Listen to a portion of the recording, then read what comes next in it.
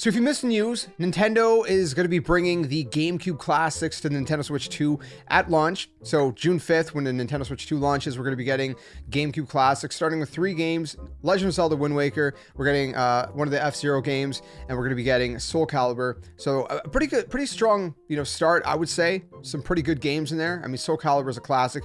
Zelda is Zelda. If you don't know, the GameCube classics, they're going to be also releasing the GameCube controller, a wireless version. This is what they've been doing for all the classics. They had the NES controller, the Super NES controller, the N64 controller, and they're always a wireless version of the controller kind of remade, which is really cool.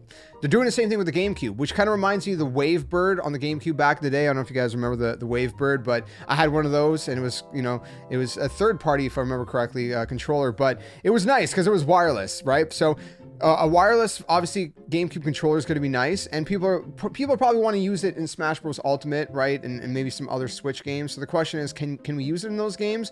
Well, Nintendo has actually come out and they've spoken about whether that's the case or not. The Nintendo UK trailer. So if you actually look towards the end of the trailer, there's like this fine print at the top middle that basically says the controller is only compatible with the Nintendo Switch GameCube classics. The Nintendo GameCube Nintendo Classics is what they say. This is specifically only in the GameCube Classics trailer from Nintendo UK for some reason. I don't know why. What VGC reports, if you go take a look at VGC, but they noted something that is very worth noting, and that is the fact that the Nintendo has made similar disclaimers with its previous retro controllers, the NES, Super NES, Sega, N64, which have ended up working with other Switch games. While there's no confirmation that the same will be the case with the GameCube controller, it does at least provide some hope that it will not be locked off, as Nintendo says, end quote. So I would say the exact same thing. It would not make sense if Nintendo would just be like, no, it's not going to work, especially for Super Smash Bros. Ultimate. We have the, the kind of GameCube adapter to plug in wired GameCubes.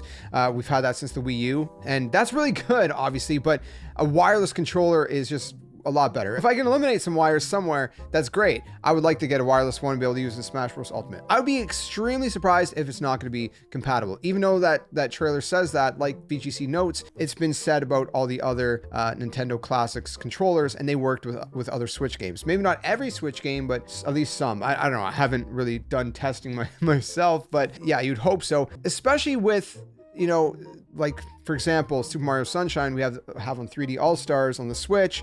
It'd be nice if it would work with that as well. And, because again, it's wireless, and it would just be nice to be able to play that game. And at least that in Super Smash Bros. Ultimate at the bare minimum. I'm willing to bet it's more likely than not